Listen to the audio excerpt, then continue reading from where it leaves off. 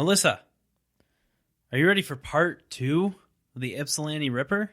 Yeah, let's do it. Part 2.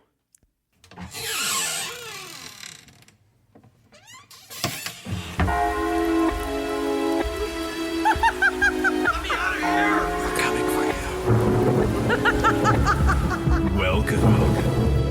What is that? To Michigan's Legends and Haunts.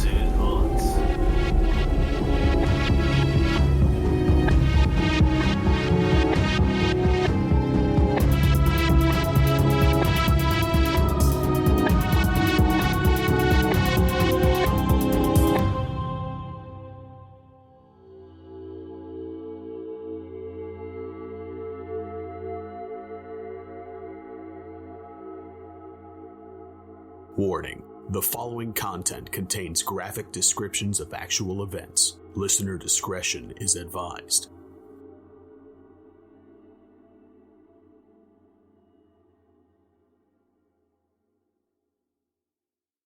All right, so the Ypsilanti Ripper part 2.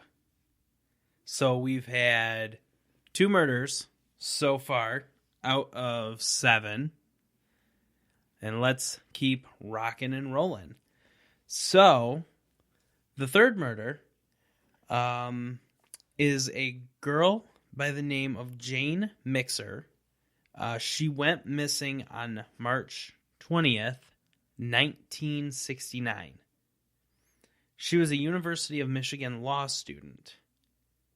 She went missing after posting a note on a bulletin board in which she was seeking a ride across the state to Muskegon, where her intent was to visit her family and let them know about her engagement and eventual move to New York City. Her body, along with a copy of the novel Catch-22, was found the next morning on top of a grave in Denton Cemetery, which is located in Van Buren Township. Autopsy results showed that she had been shot in the head twice with a .22 caliber pistol and then strangled with a nylon stocking, which did not belong to her. She was not sexually assaulted, and her death occurred somewhere around 3 a.m. on March 21st. It was also confirmed that she did not die where her body was found. While she was not raped, investigators determined that it was a sexual motive behind her murder due to her being found with her tights lowered, exposing her thighs. This led investigators to link her murder to the 2 previous murders. 4 days after Jane's body was discovered, on March 25th, the nude, mutilated body of 16-year-old Marilyn Skelton was found only a few hundred yards from where Joan's body had been discovered.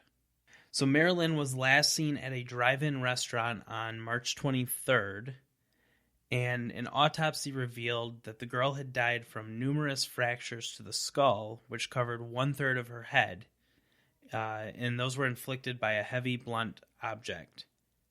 Again, the injuries were sustained only after she had been extensively beaten and tortured. She was found with a piece of her own shirt lodged in her trachea that investigators theorized had been used to muffle her screams. Welt marks were discovered on her chest and shoulders that indicated that she was restrained while being beaten with a leather strap. It was determined that this all happened before the killer. This is why we have the explicit content warning in the beginning of these. But it was determined that this all happened before the killer tore a branch off a nearby tree and inserted it 8 inches into her vagina. Police noted that blood splatter and churned soil near the crime scene indicated that she was beaten close to where her body was found, and that she may have tried to escape her attacker. While Marilyn was a known drug user and dealer, which led authorities to believe maybe the murder was drug-related, they still linked her death to the previous in the series, noting the similarities between all the victims. That's gruesome. Mm-hmm. Actually, one of the officers that was on duty and was at the crime scene said that it was the worst crime he had ever seen in his 30 years of work. I believe it. Yeah. That's tough to even just read. Right. I mean, yeah, I don't know. And this is one of the worst cases that they had seen from John so far. So I feel like, and that was 3 days after his previous murder. So, the first two were a year apart. Mm-hmm. I think that he was kind of taking it slow, like playing it cool, not trying to do anything too crazy. Right. And after the third, he was kind of like, fuck it. Mm-hmm. I can't hold it back anymore. I'm just gonna, yeah. He got cocky. He got cocky. He got confident. He just gave in to what he wanted to do and just went for it. And his fourth murder was by far, I think, out of all of them, the worst. The worst. Yeah. I feel like that's kind of when he snapped and was just like, he went, decided he was going to go on a rampage. Exactly. Yeah. Like fully. Yep. And you know what? The murder before that, Jane, he actually gave himself away a little bit there. A little bit. He gave a clue to the cops because when he saw the post she was looking for a ride, and he took advantage of that and got her number and told her that his name was David Hansen and that he was going over to that area anyway, and so she could ride with him. Well, they went to where she was living, and she had it written right on her calendar that said meeting or whatever with David Hansen at a specific time. And so this guy is actually somebody that was living in the dorms or at the college, and they went there, and he was a friend of John's. Mm-hmm.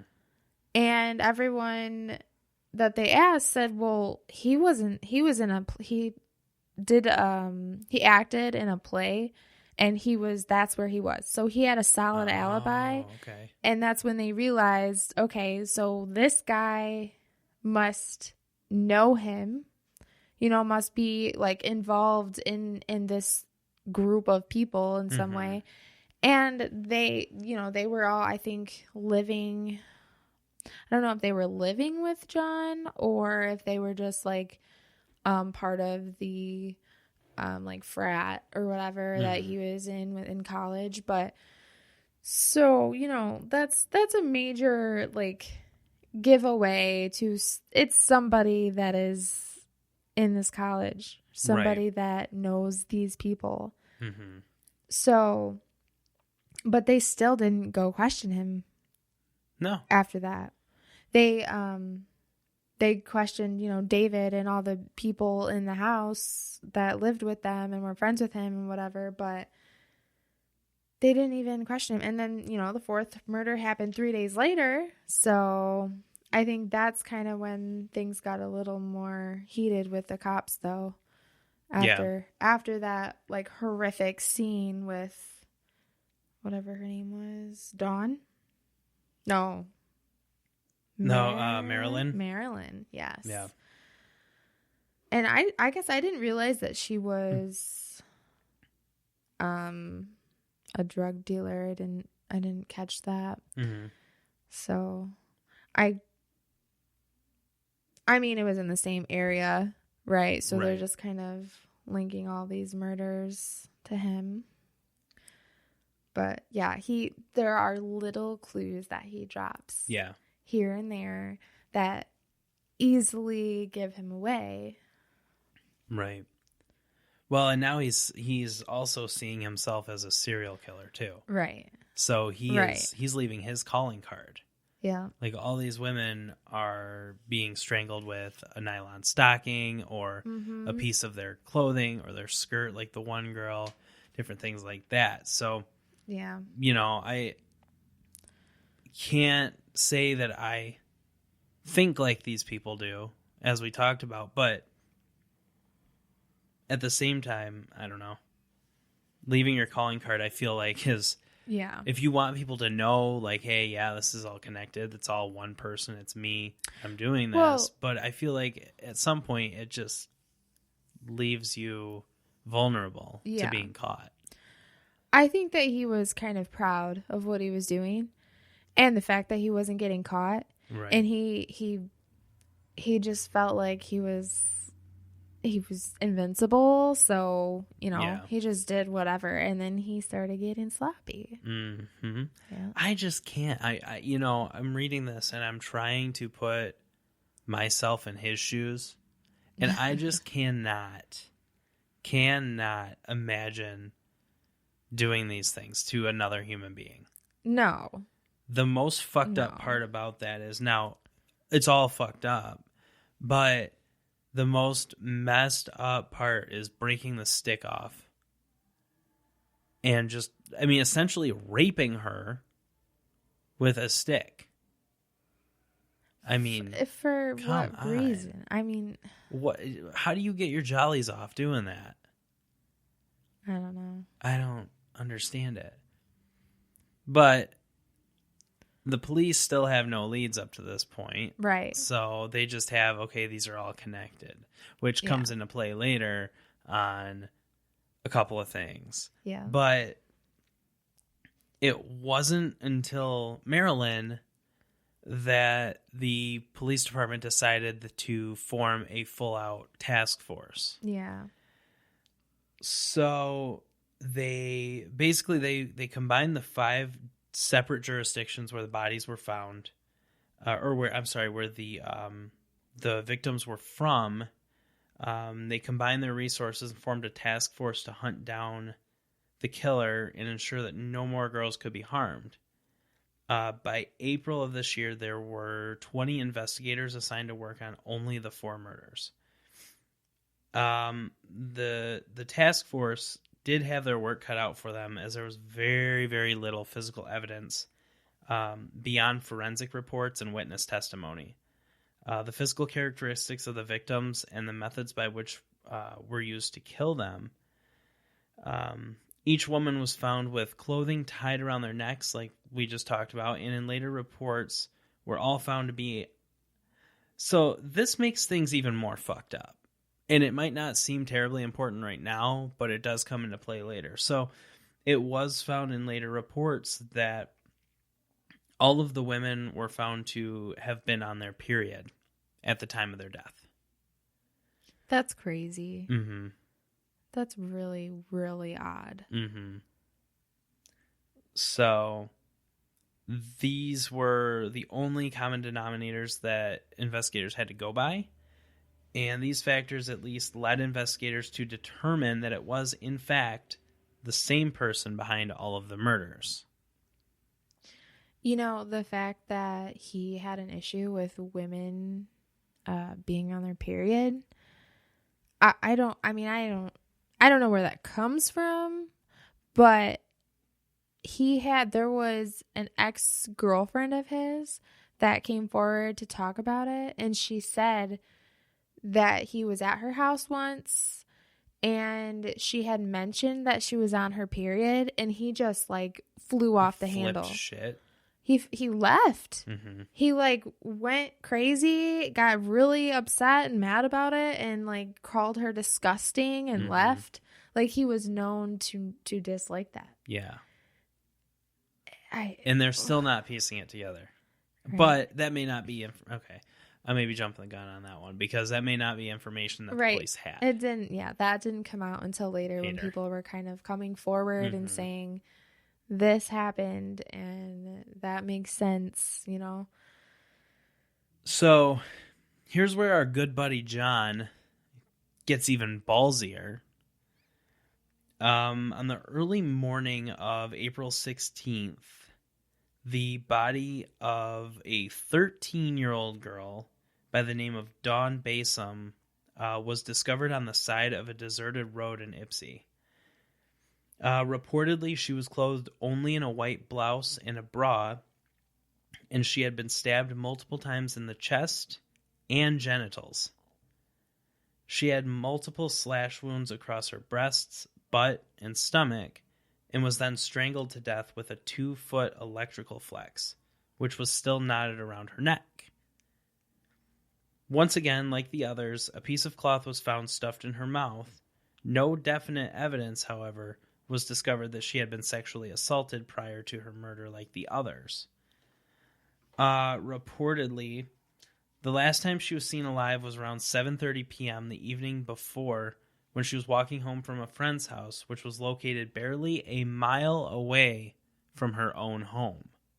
Her friend, Earl Kidd, when he was questioned by the police, he told them that he had escorted her part of the way home, and one witness told police that she was seen just minutes later around 7:35 p.m.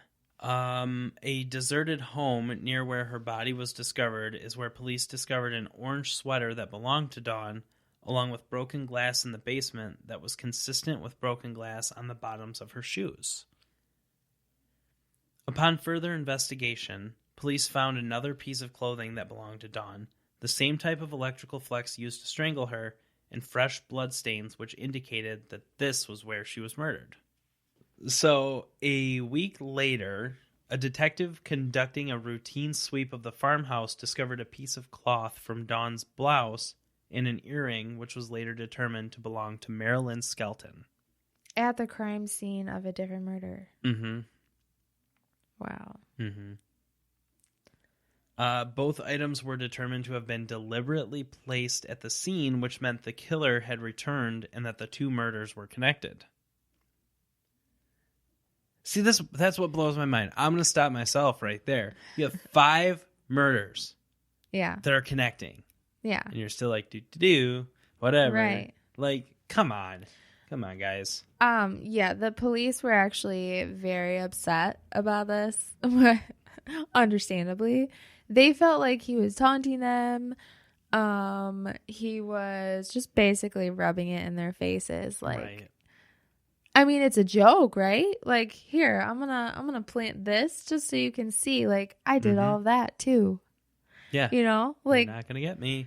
Right. Yeah. And they were, I mean, everyone around the area too was also really mad and upset because, like, how can you not catch this guy? Mm-hmm. How can he return to a murder scene when you guys were just there? Yeah. And just plant more evidence and then just tiptoe away and no one notices? Right. Like, understandably, the people that live there are like, what the fuck are you guys doing? You know, like, come on. Yeah. I mean, that's just cocky. That's crazy. Getting arrogant.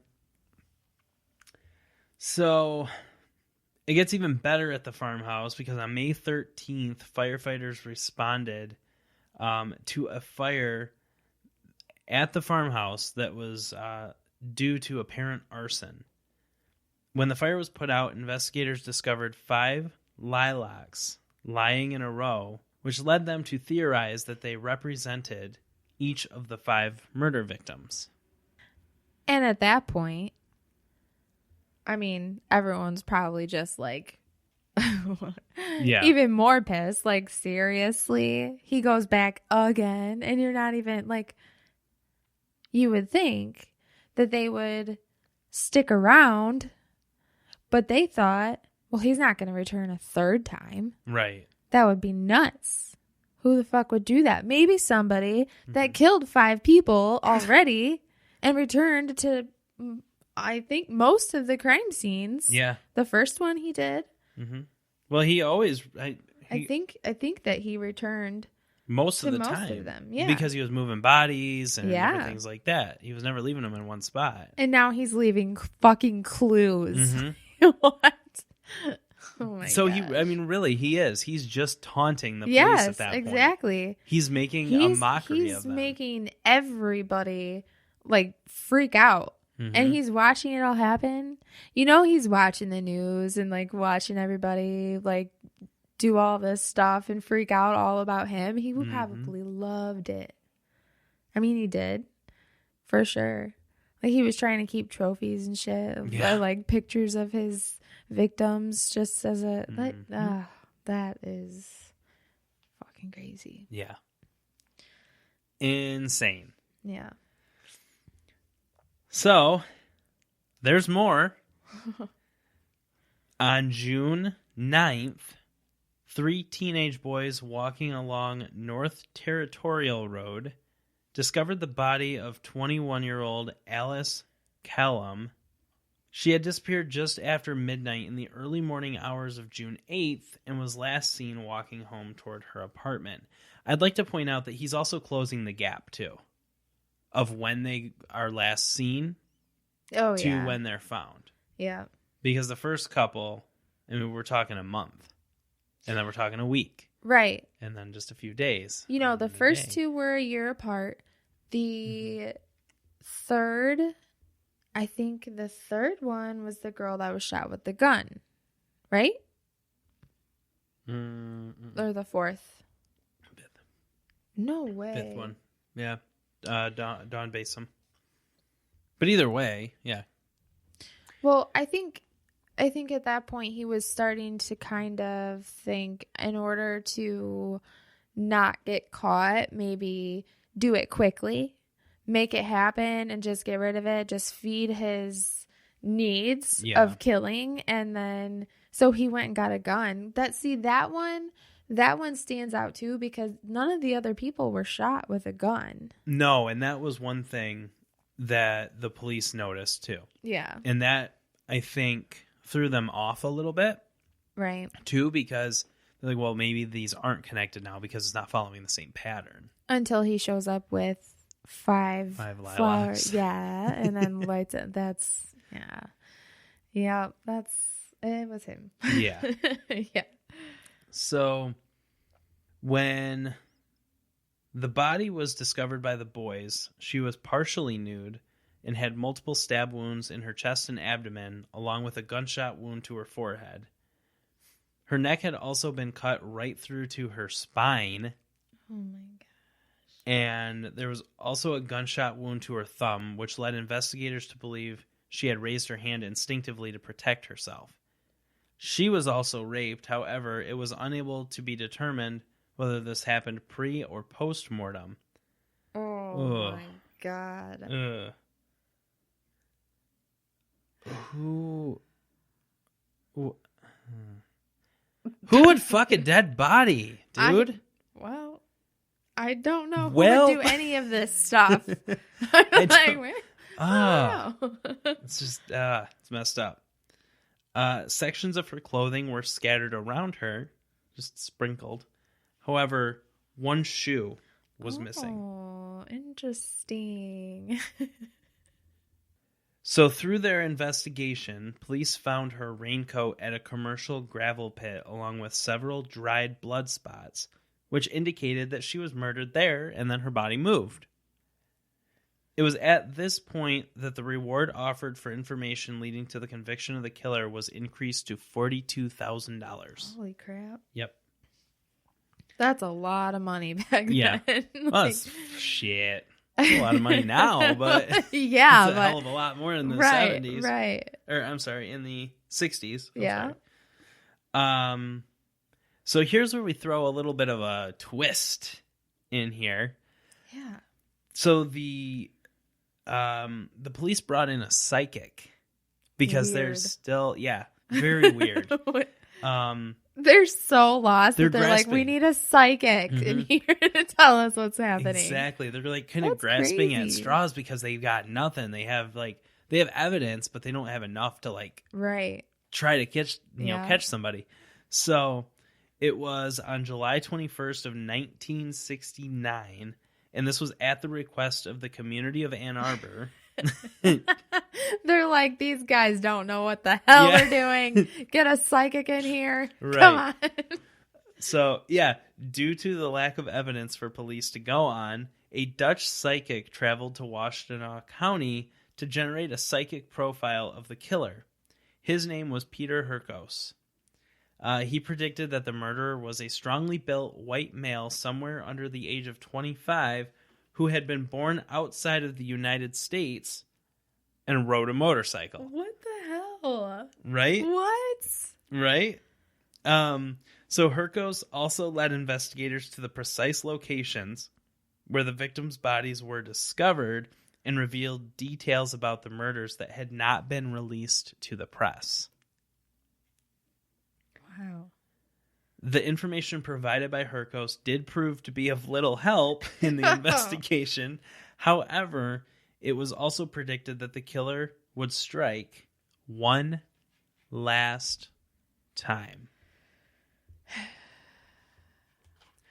Join us for part 3.